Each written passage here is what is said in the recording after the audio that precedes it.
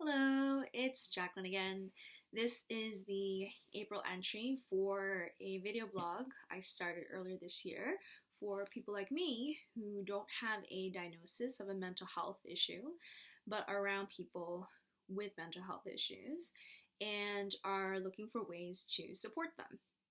So, a quick recap is that earlier this year I talked about why mental health was important to me and how it has benefited my life. In February, I talked about that layer of being an immigrant and how that impacts mental health. The next month, I talked about, which was last month, I talked about the significance of self care and I shared a personal example of how I take care of myself. So I thought this month it'd be fitting to talk about how physical symptoms are an important part of mental health.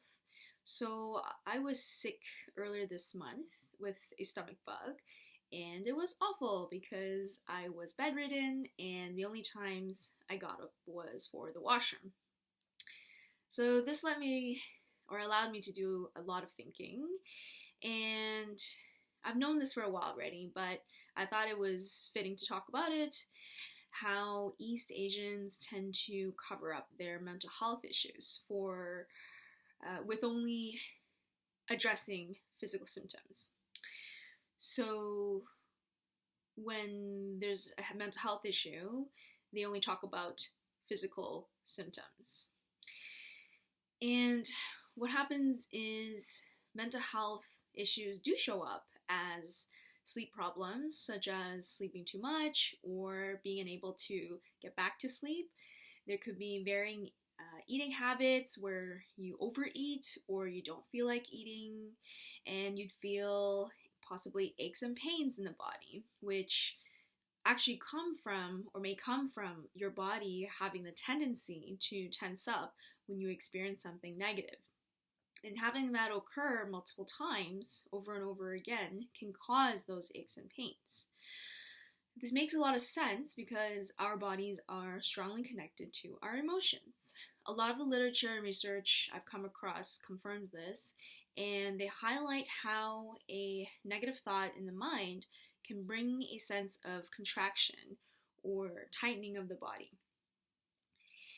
These physical symptoms are similar to times where there's an external threat and we start feeling fearful. So our heart rate goes up, the muscles in our body start feeling tense, and it's really it's getting ready to fight or run. So what we need to be careful with is not to put aside our mental health and solely focus on physical symptoms. We have to consider our physical symptoms as our body telling us that there could be possibly something problematic in our minds or in our hearts. And so our physical bodies are a way of telling us that we may need to check in on our emotions and thought processes. I find that ignoring mental health issues and solely focusing on physical symptoms often happens in East Asian communities, where East Asians only go as far as treating the physical symptoms, but they don't consider the mental health implications. There's definitely a lot to do with the stigma around mental health issues, but I think it's also that we don't know how to acknowledge the ways our physical selves are trying to tell us about our emotions. I have to admit that I cannot recall anyone in my family, direct family and extended family, teaching me about that, nor the health services or community centers that were predominantly Chinese. So that's problematic. With my family and friends, as well as the students and peers that I work with, or who I work with, when I sense that they're tired, I respect their space and give them the time to sleep, or I don't take it personally if they oversleep and show up late.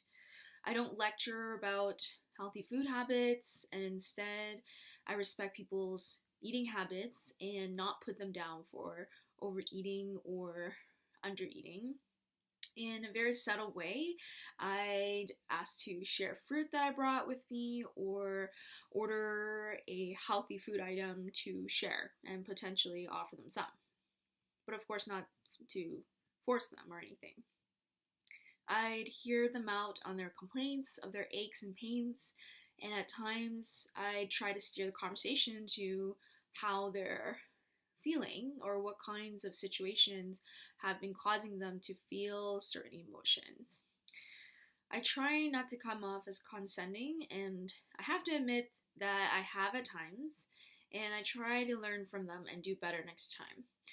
When ending such conversations, I try to give a hug, if possible, in hopes that they realize that their bodies have the potential to feel good, and that acknowledging that their physical symptoms as indicators of mental health issues is one of the first steps to healing.